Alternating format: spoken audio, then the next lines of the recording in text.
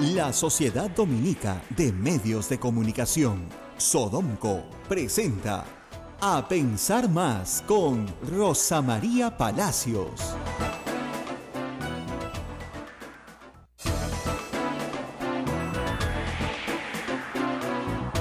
Hola amigos, bienvenidos. Esta es una nueva emisión de A Pensar Más con Rosa María Palacios, que estará en breve con nosotros. Ella ha dejado entrevistas grabadas porque lo sabemos, ayer lo publicó en su cuenta de Twitter. Ella está de vacaciones por unos días nada más y estará pronto con nosotros restablecida, de pronto ya con unas nuevas energías para continuar aquí al frente del micrófono en este programa que se ha ganado la audiencia y la preferencia de cada uno de ustedes y que lo transmite la Sociedad Dominica de Medios de Comunicación, Sodomco, y todas las emisoras que lo integra.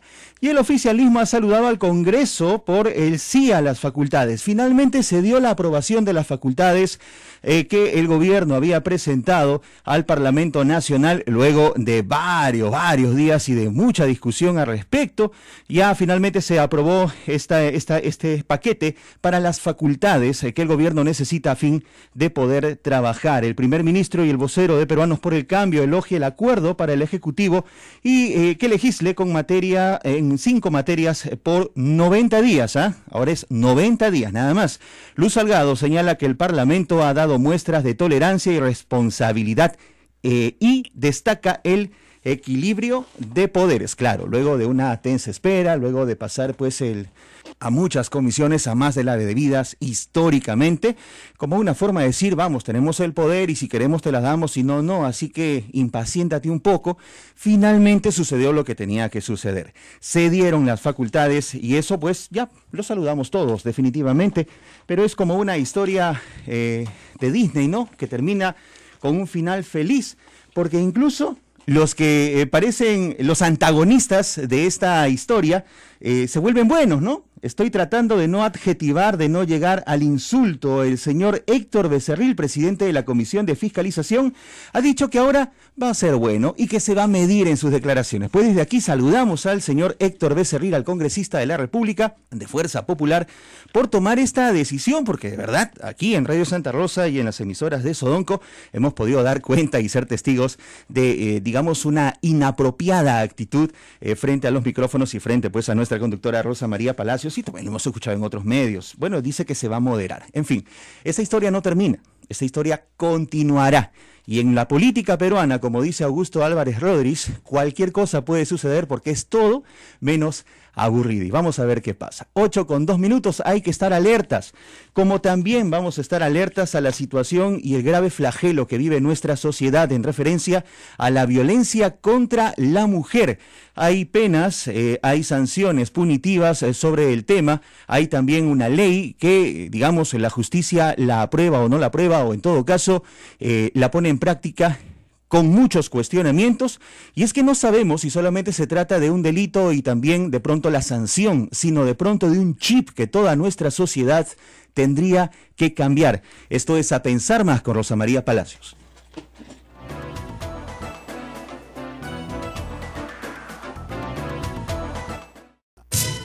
Sodomco, Sociedad Dominica de Medios de Comunicación. Ahora les vamos a presentar la entrevista que nuestra compañera Rosa María Palacios le hizo a Gustavo Gorriti en el marco del Día del Periodista. Es una entrevista súper interesante que sin lugar a dudas ustedes van a comentar mucho en las redes sociales. Estaremos pendientes de eso. Adelante, Gordo. Muy buenos días amigos y bienvenidos nuevamente a Pensar Más. Hoy vamos a conversar, esta es una edición especial del programa, en torno a un día que yo no celebro mucho, la verdad, porque creo que no hay mucho que celebrar, pero que mis colegas periodistas celebran, el Día del Periodista.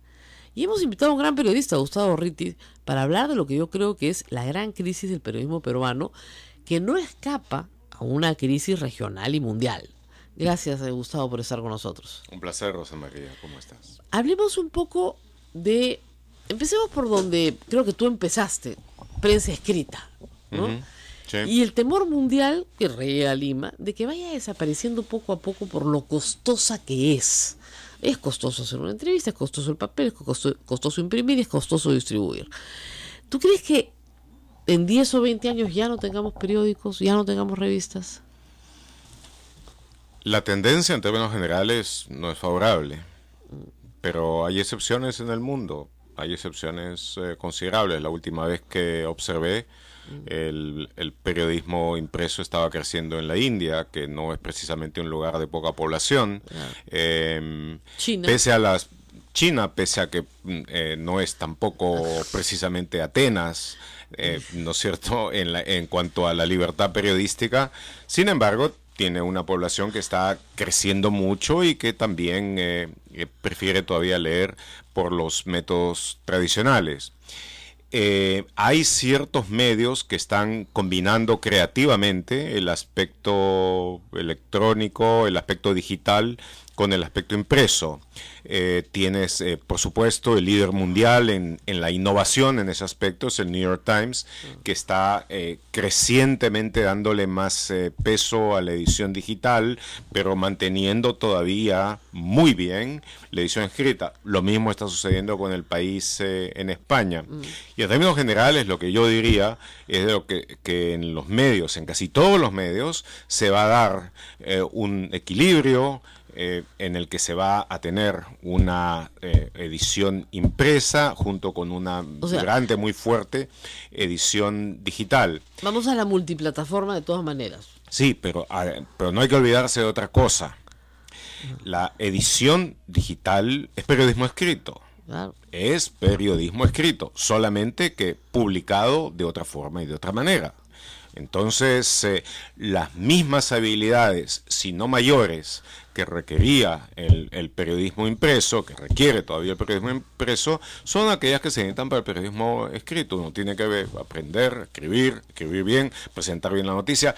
Tiene la ayuda de todas las cosas que te dan ahora la posibilidad de la impresión digital, claro. El que no necesitas solamente ilustrar en 2 dimensiones, con fotos, etcétera. Puedes ilustrar con video, puedes ilustrar con audio, con música, claro. Con todo. Vas a poder hacer efectos especiales, en fin. Es como hubiera sido imprimir un periódico en Hogwarts, claro. Solamente que ahora lo haces en el mundo en general, ¿no es cierto?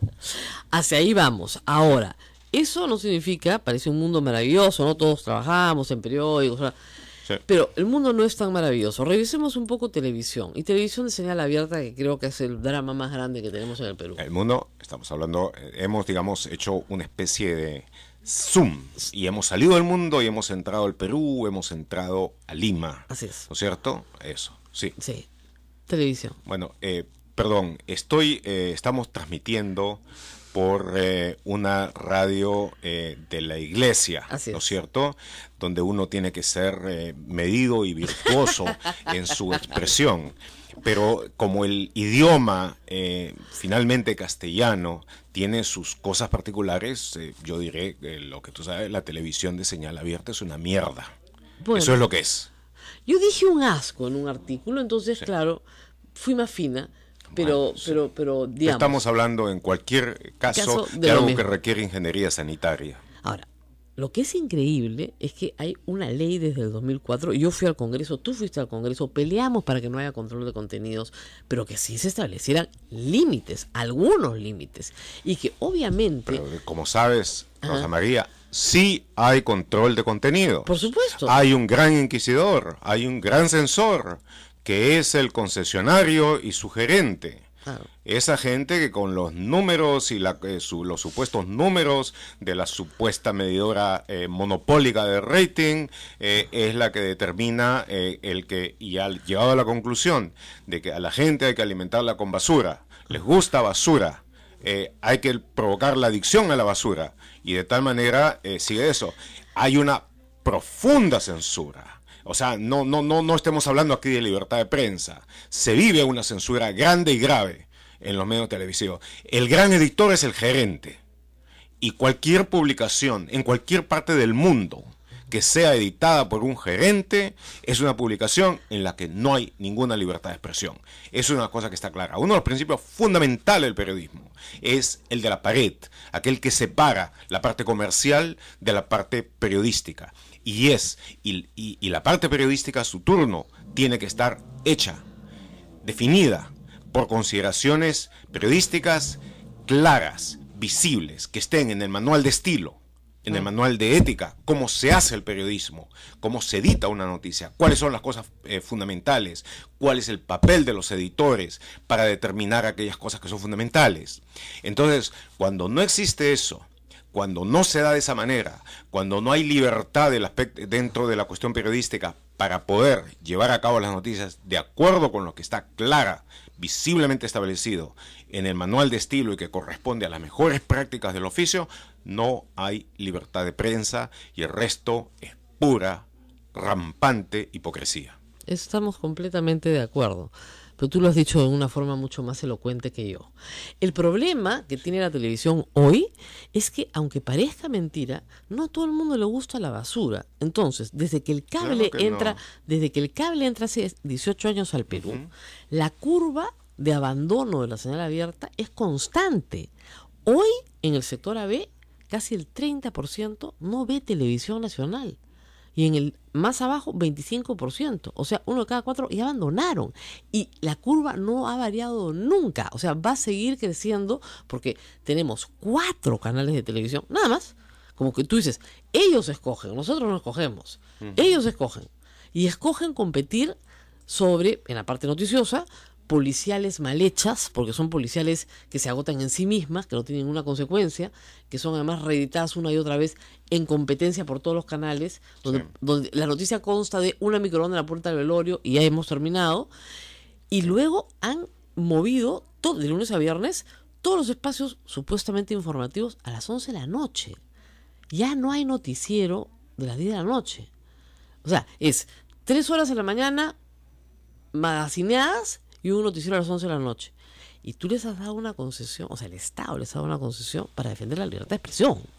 Por supuesto. Aparte del entretenimiento. Una concesión, representación de la sociedad. Así es.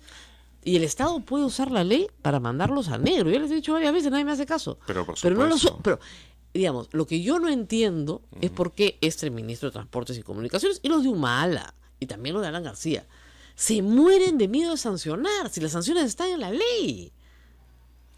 Por el sencillo hecho de que inmediatamente le sacan un editorial y periodicazo. varios de lo que llaman acá un periodicazo y varios de los necios que parlotean por televisión, por la señal abierta, empiezan a hablar de libertad de prensa, libertad de contenidos, el mercado libre, que uno puede cambiar. Servicio social. Sí, que puede cambiar servicio social, que el que no le gusta lo que está viendo puede cambiar, que es el dueño y señor de la presión porque tiene para eso control remoto y las tonterías por el estilo. Lo fundamental, y buena parte de los que lo dice era gente que no se acordaba para nada del tema en la época del fujimorismo, naturalmente. Ahí sí sabían todo el arte de callar. Pero la cosa es de que, está claro, ese es un espacio concesionado, y concesionado para que sirva los fines de la democracia, uno de los cuales es tener una ciudadanía bien informada, y eso no se cumple para nada. Si la concesión no se cumple, la concesión debió levantarse. Toledo, como sabes, tuvo una gran oportunidad cuando se conquistó la democracia y los canales estaban en manos de todos aquellos que se habían vendido, se habían prostituido a fondo con el Todos terminaron presos, claro. Sí, tenías a los dueños presos o fugados. Pero se quedaron los canales bajo su propiedad o la de testaferros. Bajo su concesión, quiero decir. Claro. Bueno, no lo hizo. Ahí tuvo otro episodio de cobardía. Pero eso está pendiente. Y cuando ahora Mercedes Arauz ha tenido la osadía de empezar a decir cualquier cosita, le han caído encima y por supuesto ella ha reculado velozmente. Claro. ¿No es cierto? Y empiezan a hablar de la autorregulación. Ese concepto ni siquiera es un chiste, porque no tiene gracia, ¿no es cierto? Es una burla, sencillamente, no tiene ninguna posibilidad de hacerse, realizarse. Ahora, naturalmente, el tema está planteado en una disyuntiva que es falsa. O sea, o tú permites la supuesta libertad de los concesionarios, o sea, la libertad del concesionario, de su gerente, para hacer lo que le da la gana y ordenar a sus empleados de una u otra manera, o estatizas la cosa, en Sí, cuyo claro. caso la pone bajo las órdenes de tal y cual dentro del gobierno, y eso no es así.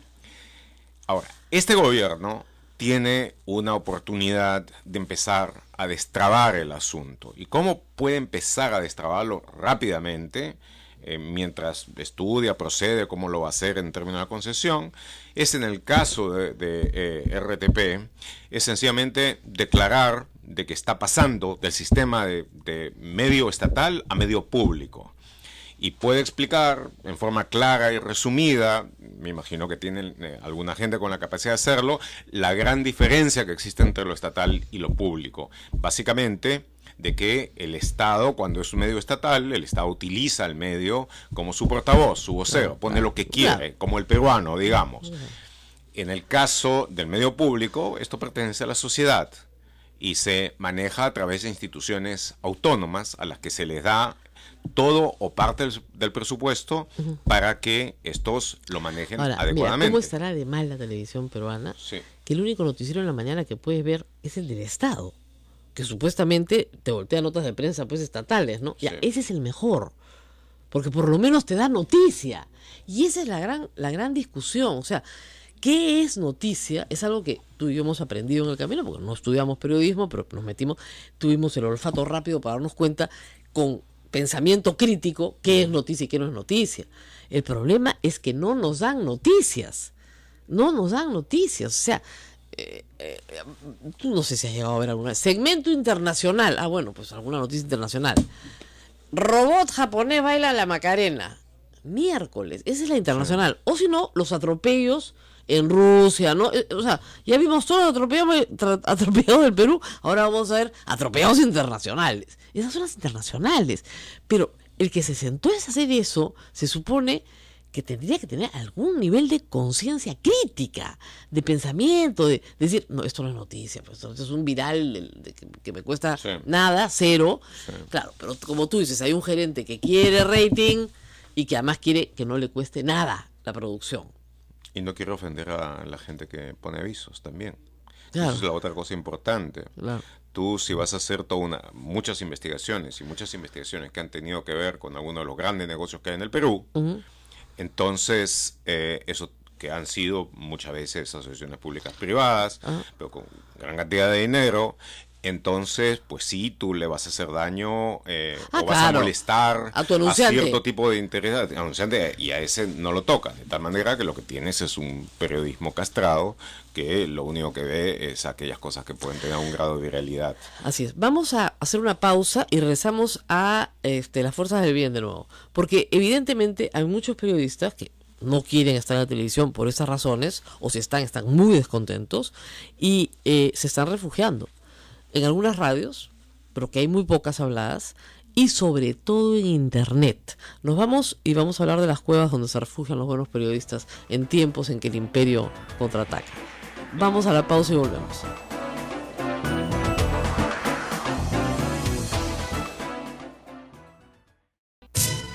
Sodomco, Sociedad Dominica de Medios de Comunicación.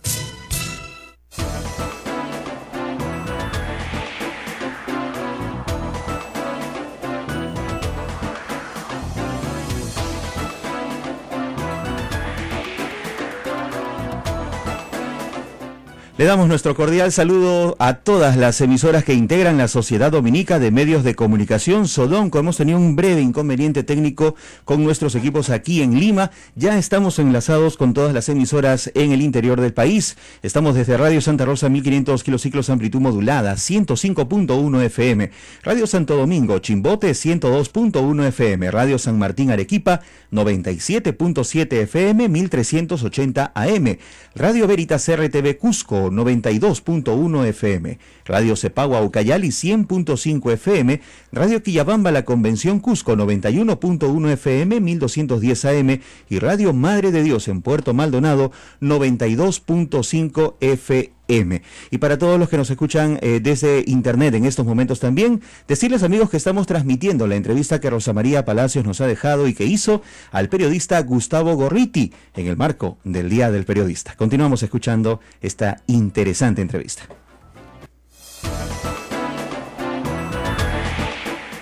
Bueno, y seguimos conversando con Gustavo Gorriti sobre el tema del periodismo en el Perú, un tema que a todos nos preocupa porque los espacios se están reduciendo. La televisión se ha vuelto una televisión de entretenimiento, como me dijeron cuando me votaron de Canal 4, nos vamos a dedicar al entretenimiento. Sí, ya veo. O sea, no quieren hablar de política pura y dura. Eso no, la gente no quiere escuchar eso. Mentira. Mentira, hay un público desesperado por noticias. Y lo prueba tu blog, el mío, Facebook y todas las redes sociales en las que estamos. Entonces, ¿dónde nos refugiamos? Ustedes han creado con un grupo de periodistas y de reporteros. Sí. Cuéntanos un poco de esa experiencia. O sea, es una experiencia que te permite escribir lo que quieres, sacar lo que quieres, pero al mismo tiempo hay los problemas de que no hay plata, no hay auspicio. Las empresas todavía no entienden que anunciar en internet les permite llegar a más gente que anunciar pues en un periódico chico. ¿Cómo estás manejando eso? Cuéntanos un poco. Bueno, después de una vida en periódicos y medios buscando mantenerme fiel a los principios de la misión periodística, como muchos de los que han hecho, tú realmente encuentras frente a la inempleabilidad. Lógico. Somos dos. Entonces pensé, y eso lo había tenido presente hace muchos años, de poder desarrollar un proyecto de periodismo de investigación en internet, y pensando de que fuera una herramienta central en la lucha contra la corrupción. Está claro, no hay mejor medio de luchar contra la corrupción que el periodismo investigativo, el periodismo de investigación. Claro, comprobado, existe toda una cantidad de evidencia empírica en el mundo entero. Bueno, y como sobre todo en esa época se hablaba muchísimo, se había descubierto la anticorrupción y todo lo que sirve, y de que luchar contra la corrupción es bueno, y habían surgido todo tipo de iniciativas, etcétera, programa de entrenamiento. Yo dije, en vez de los millones de dólares que, por ejemplo, gasta el Banco Mundial en hacer iniciativas, estudios, en decirle a la gente por qué tienen que portarse bonito, yo dije, en fin, poder primero experimentar con una cosa como la que yo pensaba hacer, que fuera una herramienta estratégica de lucha contra la corrupción. Eso les hubiera significado realmente casi nada en términos de lo que invierten, o el PNUD u otros organismos así. En fin, hice a fines del siglo XX, comienzo del siglo XXI, hice, una vez caído Fujimori, hice un plan bien hecho, lo presenté, tuve muchísimos aplausos sobre la cuestión intelectual y cero resultados en cuanto a... Porque claro, me dijeron, no, somos organismos multilaterales, eso ofender a mucha gente, esa gente es finalmente lo que constituye parte de los que nos hacen existir, en fin. Entonces, luego de eso, bajé un poco las perspectivas, ya no iba a ser estratégico, ya no iba a ser franquiciable, sino una cosa más definida. Y entonces lo presenté a alguna de las fundaciones que también están dedicadas a la promoción de la democracia. En fin, yo sabía que con los anunciantes acá en el Perú no tenía la menor posibilidad. Entonces me dijeron de nuevo, está muy bien, pero no podemos, eso es demasiado grande, ponlo más chico. Entonces pasé de hacer ese proyecto a hacer un proyecto bonsai. Me dijeron, tú consideras que es un proyecto bonsai, para nosotros es demasiado grande. Entonces, bueno, ok, dije el nano bonsai.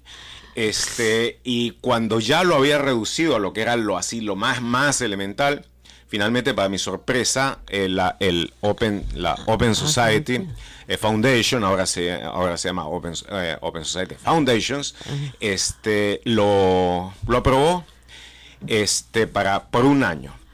Y pues ahí arranqué. Entonces, lo que iba a ser una cuestión estratégica, digamos, el equivalente a un ejército, terminó siendo la acción de un pelotón comando, si tú quieres, ¿no? Pero efectivo. Sí, hemos sido muy eficaces porque hemos estado dedicados sola y exclusivamente a eso durante todos estos años. Ahora, y además, por supuesto, así yo tenía esa idea y esto se iba desarrollando en otras partes del mundo. Además, ha habido un florecimiento mundial de este tipo de organizaciones. Entonces, hemos hecho bastante y en el camino nos consorciamos. Entonces, se ha logrado ahora, gracias al consorcio, fundamentalmente el Consorcio Internacional de Periodistas de Investigación, investigaciones como las que jamás se han hecho antes. Claro, Bahamas con Panamá, con Lavallato, todo mezclado. Exactamente, no, pero por ejemplo, el caso de los Panama Papers, el caso de los Swiss Leaks, claro. ¿no es cierto?, con el Hong Kong y Shanghai Bank y todo esto, y se ha podido, utilizando además los instrumentos de análisis de cantidades masivas de datos, lograr cosas que nunca se habían hecho antes, nunca. Entonces, resultado de que lo que éramos un grupo de nanitos, ahora es tomado con gran respeto por el New York Times, por The Guardian, Le Monde, etcétera. Bueno, entonces es eso. Y mientras tanto, nosotros, esto ha crecido muchísimo en todo el mundo. En el Perú nosotros fuimos IDL Reporteros, el fundador, el primero. Luego surgieron un par de iniciativas más, fundamentalmente Convoca y Ojo Público, que han estado haciendo un trabajo meritorio por su cuenta. Entonces, hemos avanzado, pero el problema es de que se han agudizado las cuestiones relacionadas con la financiación, de que esto te toma mucho tiempo, se hace muy difícil, de que en determinado momento, digamos, si antes navegábamos en el equivalente de una bolichera, en determinado momento hubo que bajar al bote de remos y empezar a remar en dirección a las Islas Seychelles del periodismo. Pero en medio de todo, y teniendo que pasar por una redefinición incluso de lo que significa el concepto de austeridad, cuenta la experiencia, cuenta el conocimiento, cuenta las fuentes, cuenta además las posibilidades que te da el Internet, que son maravillosas. El oficio y la maña. Exactamente, pero casi mágicas realmente. Entonces hemos seguido sacando y sacando y sacando cosas. Ahora, IDL tiene ya 10 años. ¿IDL Reporteros tiene 10 años? No llegamos a eso. Salimos por primera vez el día de San Valentín, pero sin muchos besos, del 2010. O sea, tienes 6 años. Sí. Bueno, es un montón. Mira, te has bajado a un gabinete, no un gabinete, pero a un vicepresidente. La bruja de Cachiche probablemente fue... Sí. Y a ti te sorprendió mucho. Y ha habido casos mucho más importantes. Es lo que tú siempre decías. ¿No es Yo tengo sí. casos más importantes. ¿Por qué le dan tanta bola a ese? Bueno, eso es algo que un periodista nunca sabe. Sí. Uno escribe diciendo, esto no lo va a leer nadie, eso no, y de repente se convierte en un bolondrón gigantesco. Sí. Pasa. Pero el bolondrón, a estas alturas de la vida, no me importa demasiado. No, obviamente. Por ejemplo, el caso Chejade. Al lado de la investigación que estamos haciendo sobre el caso Lavallato fuera de Brasil, eso es la buenísimo. entrada, o sea, y lo que hemos logrado y lo que seguimos logrando en ese aspecto, Por ejemplo, digamos, es una cosa yo no puedo muy, creer, muy superior. Yo siempre digo a todo el mundo, entren ahí de reporteros, porque ya identificaron a todos los testaferros con nombre, apellido y foto, que tienen cuentas en paraísos fiscales Y movimientos bancarios. Sí. de personas, o sea, de empresas brasileras que son peruanos que reciben unos dineros mal habidos, porque no hay forma que eso pueda ser explicado, y que luego los colocan afuera. O sea, ¿qué cosa es eso? Puede ser testaferro, no hay forma que no lo seas. Hemos explicado con absoluta claridad cómo fue el esquema de transferencia de dinero, casi con 100% de posibilidades de que era dinero para coimas, para sobornos. Así es. En el caso vinculado con Irsa Norte. Y hasta ahora eso es no absolutamente hay claro. un titular en prensa escrita sobre el tema. No. A mí me parece increíble. Entonces, como te digo, se ha convertido Sería Internet... un poco más creíble si supieras la cantidad de gente que ha estado recibiendo plata de esta compañía brasileña, fundamentalmente de Odebrecht, y la cantidad de gente que ha estado haciendo consultorías para ellos, y la cantidad incluso de organizaciones metaperiodistas que han utilizado dinero de Odebrecht supuestamente hasta para periodismo de investigación. Ya, hablemos de ese tema, que es el tema de cruzar la línea, ¿no es cierto? O sea, del conflicto de interés, que es un tema central. Yo cuando viajo a provincia les digo, fundamental en periodismo. ¿Qué se puede y qué no se puede hacer? O sea, si te invitan a darle una charla, bueno, no está tan mal, ¿no es cierto? Pero claro, si te tienen de consultor interno, ¿no es cierto?, para comunicación, tú no vas a poder cubrir ese caso nunca en tu vida. No. Nunca. Ahora, podrías decir, full disclosure, ¿no? Yo trabajo para esta empresa. Perfecto. Entonces ya no puedes entrar a ese tema nunca más, ¿no es cierto? Esa es la única forma. Mira, yo conozco, y tú también, a un periodista bastante conocido como columnista, en fin. En algún momento yo quise hacer, cuando era presidente de IPIS, un proyecto sobre corrupción en el periodismo, ¿Ya? que hubiera sido un proyecto muy interesante. Bueno, y hubo algunas discusiones en determinado momento. Discuto con este periodista y me dice, bueno, quizá lo que para ti es corrupto, para mí no lo es. Y me dice, yo, por ejemplo, soy consultor y me mencionó una Las compañía empresas. minera. Ya. Y yo no escribo sobre esa compañía. Yo soy consultor y me mencionó a un personaje que digamos, va por el resto del mundo indicando que ha salvado naciones. Y yo hablo con él y le explico la situación y yo no escribo sobre esa persona. Lógico. Cuando vienen empresarios extranjeros, yo les doy charlas y cobro por eso y ya. Entonces, para mí es una corrupción. Yo le dije, para mí es una clarísima conflicto de intereses. Y además en la práctica, por supuesto, este periodista cada vez que podía evitar de que en la redacción sobre la que tenía algún grado de influencia, se escribía sobre la compañía periodística, se escribía sobre la personalidad, etcétera, lo hacía.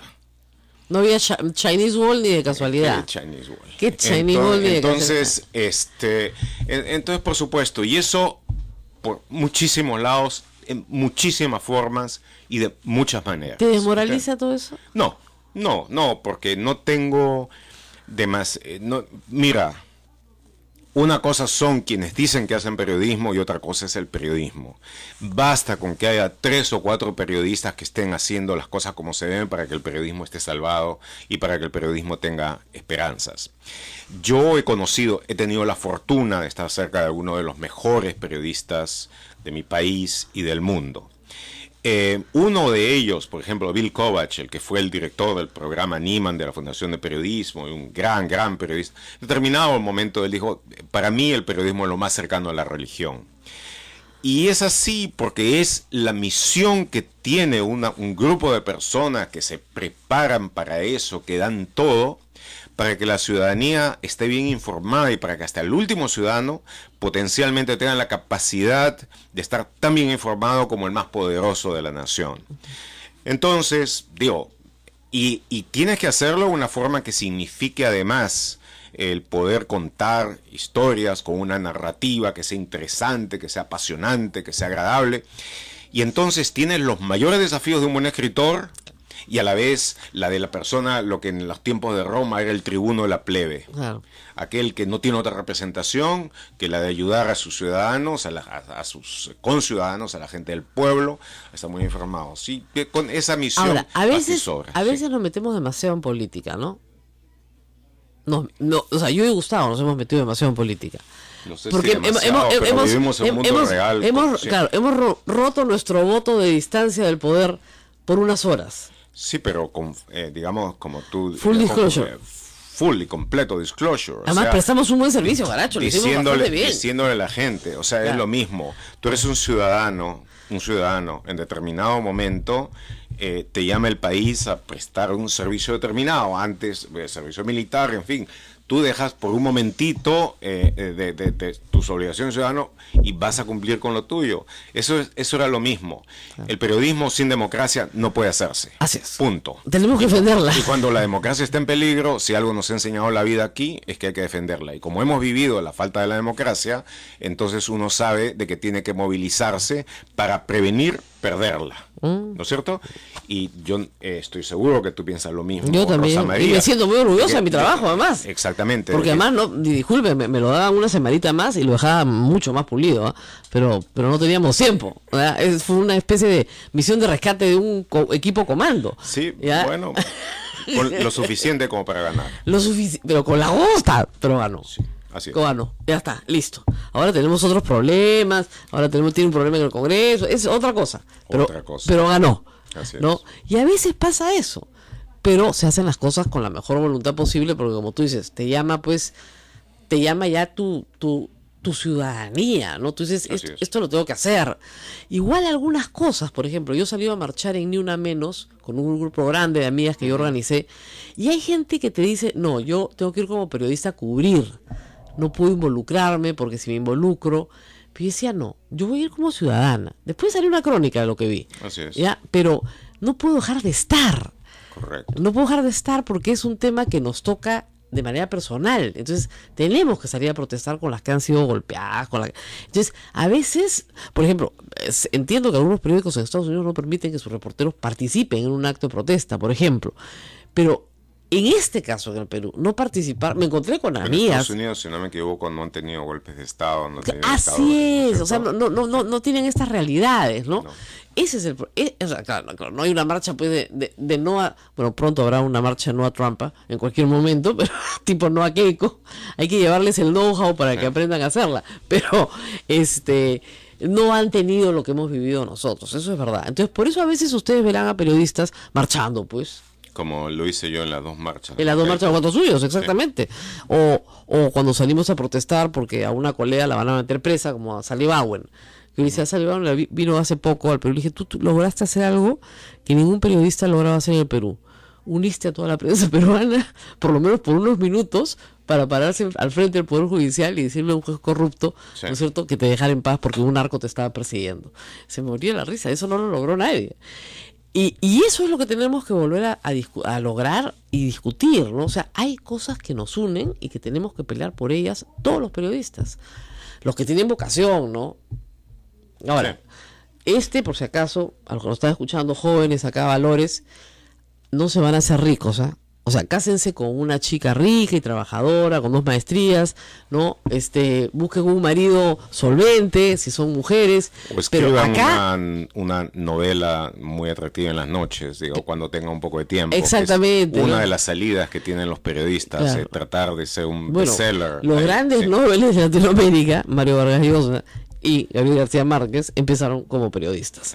Así que siempre hay una posibilidad de tener otra cosa, ¿no? Un side business, pero acá van a tener, como yo siempre digo, para vivir dignamente, pero nada más. En el mejor de los casos. En el mejor de los casos. Y uno de los mejores consejos que recibí cuando estaba empezando fue el de cubano Carlos Castañeda, que fue cuando tengas una paga más o menos regular, ahorra una buena parte de tu sueldo para el momento que tengas que renunciar porque te van a votar 25, o el negocio quiebra o te votan, una de dos. Así es. Entonces hay que estar preparados. Y esas son las realidades del día periodista. Siempre les digo, miren, precariedad laboral, precariedad empresarial, y frente a eso tienes que buscar refugios. Sí. Radio Santa Rosa, por ejemplo, es mi exilio. Yo siempre digo, acá la Universidad Católica y la radio me han acogido. En mi exilio estoy feliz acá. Para más los padres dominicos. Mira, los dominicos acá en el Perú están haciendo lo que los jesuitas hacen en otros países de América Latina, que es dar un refugio importante a la prensa libre. Ah. En Guatemala, por ejemplo, uno de los medios importantes de periodismo de investigación, Plaza Pública, salió como un programa de la Universidad Jesuita. Entonces, alguna de las posibilidades, ahora hablemos un poco dentro de esta vida austera que va a haber que llevar, en fin, porque no tiene por qué ser una vida paupérrima, ni mucho menos, puede ser una vida digna. Entonces, está el que, siendo la información lo importante que es, y no pudiendo ninguna sociedad que quiere crecer estar ausente de la capacidad de encontrarse bien informada, para necesitar periodismo. Y son las universidades buenas aquellas que pueden propiciar la formación de este tipo de medios, que van a ser redacciones relativamente pequeñas, pero que pueden ser redacciones que den mucho. Y si en el Perú se hace el sistema de televisión y de radio pública, entonces va a ser muy probable de que el Estado tenga que recurrir a las mejores universidades, a la gente más capaz, para que administre, para que sean el directorio de estas empresas, y también entonces esas puedan convertirse en una forma de empleo. En el momento en que tengamos una buena televisión pública, una buena radio pública, y ojalá que hasta una buena prensa en internet pública, entonces pues sí va a haber la posibilidad de que trabaje ahí gente meritoria haciendo las cosas bien desde el punto de vista periodístico. Estamos en un momento relativamente difícil, estamos en un momento de cierta crisis, pero yo creo de que hay una cantidad de promesas muy importantes hacia el futuro. Y entre otras está una cosa muy clara. Va a haber demanda de una buena información, de una buena calidad de información, va a haber demanda de buenos profesionales, de gente que sabe manejar. Se van a necesitar un montón de habilidades nuevas en constante cambio, pero sí va a haber esa demanda, y los periodistas que realmente estén dispuestos, que le pongan eso todo el empeño, todas las ganas y que consideren que la vida, además es otra cosa importante, lo que les digo siempre a los muchachos que llegan buscando periodismo, si ustedes no están dispuestos a convertir su vida en un aprendizaje voraz y perpetuo, dedíquense a otra cosa. El periodista tiene que ser alguien bien educado y que está en un permanente proceso de aprendizaje todos los días de su vida. Claro. Bueno, nos tenemos que despedir. Qué pena, pero ha sido un gran día el periodista. De verdad, el mejor que hemos tenido. Porque hemos hablado de las cosas que de verdad suceden. Tiene una cara de depresión todos. No se depriman. Se pueden hacer grandes cosas. Pero hay que tener paciencia porque estamos pasando un momento crítico y un momento de zamaqueo, creo yo, bien importante y bien profundo. Bueno, nos despedimos. Conmigo será hasta mañana. Adiós. Entonces, la entrevista que Rosa María Palacios nos había dejado junto a Gustavo Gorriti en el marco del Día del Periodista, una muy buena entrevista que estoy seguro la van a disfrutar, porque hoy también la vamos a colgar en nuestro canal de YouTube, en Sodomco. Suscríbanse a este canal donde encuentran todos los programas grabados. Aquellos que no nos han podido sintonizar en la primera parte del programa, van a encontrar todo el contenido ahí en nuestro canal de YouTube, Sodomco. Hacemos una pausa, volvemos porque tenemos más para ustedes. Esto es A Pensar Más. Sodomco, Sociedad Dominica de Medios de Comunicación. Esto es A Pensar Más con Rosa María Palacios. Les saluda Ismael Soto. Es un gusto estar nuevamente con todos ustedes. 8 de la mañana, 51 minutos. Estamos en comunicación telefónica con el doctor Elmer Salas Asensio. Él es decano del Colegio de Psicólogos de Lima. Y es que este colegio ha advertido sobre el incremento de la violencia contra la mujer. Hace unos días nada más, hace unas semanas, se realizó en nuestra ciudad capital y en algunas zonas del país una movilización denominada Ni Una Menos para sensibilizar a la población sobre este grave flagelo que es la violencia contra la mujer. Doctor, buenos días, bienvenido a Pensar Más de Radio Santa Rosa y las emisoras de Sodomco. Cuéntenos. Buenos días, es verdad, en estos últimos días hemos sido testigos de cómo la violencia doméstica, la violencia contra la pareja, se ha incrementado preocupantemente. A pesar de que la sociedad civil y con la participación del Estado se han manifestado públicamente rechazando estas formas de violencia, sin embargo, todavía no ocurre lo que todos quisiéramos, que esto al menos se detenga y comience a disminuir. Doctor. Y la razón es fundamentalmente porque al incrementarse el conocimiento sobre el derecho de equidad, de igualdad que existe entre las personas, entonces lo que está ocurriendo es que se produce la confrontación y lo que se está haciendo es visualizar esta convivencia tan perversa que se ha venido produciendo en las familias, en las parejas en nuestro país. Doctor, siempre se maneja este tema por el lado de las leyes. Hay leyes ya contra el feminicidio, contra la violencia en general de la mujer, del hombre en general. Se han dado casos, hay sanciones punitivas bastante estrictas que se han dado, pero en otros casos la justicia pues no nos ha dado de pronto un buen mensaje de cómo es que se maneja esta grave situación. Sin embargo, consideramos que hay algo más que de pronto es el fondo o la base de este grave problema y está en el chip de la mente de todos nosotros. Ese problema, desde el aspecto psicológico, ¿cómo se debe manejar? Es muy importante que cambiemos nosotros nuestra forma de interaccionar con la forma de ser modelos en nuestras familias. El origen de todo esto se produce en las familias. El primer contacto que establecen los niños es con los padres.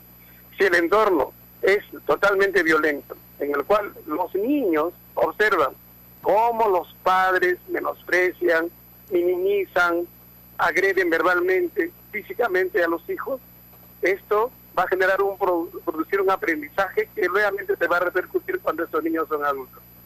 Esta relación perversa también genera algunos problemas que a veces son irreversibles en los niños. Los niños se afectan emocionalmente y se afectan también en sus sentimientos. Esta afectación emocional hace que estos reaccionen con bajo control de sus impulsos, no solamente en su etapa escolar, sino cuando ya posteriormente inician una relación de pareja y conforman a su familia. Aquí lo que tenemos que tener todos claros es que estamos en la responsabilidad de participar en una educación saludable hacia nuestros hijos, porque eso se va a repetir. Ahora, con respecto al problema mismo de la violencia, sabemos perfectamente que no está visualizado totalmente. todavía falta sincerar el modo como las personas se están relacionando dentro de su familia. Por eso es que ahora vemos con esta preocupación cómo no disminuye, sin embargo, las formas de violencia son más explosivas. Ajá. ¿Por qué? Porque la mujer ya no tolera las agresiones que sufren, por ejemplo, de sus parejas. Ajá. Doctor, hace unos días se realizó en el país la marcha Ni Una Menos, y en algunas zonas del país y sobre todo aquí en la ciudad capital se contó con una presencia masiva.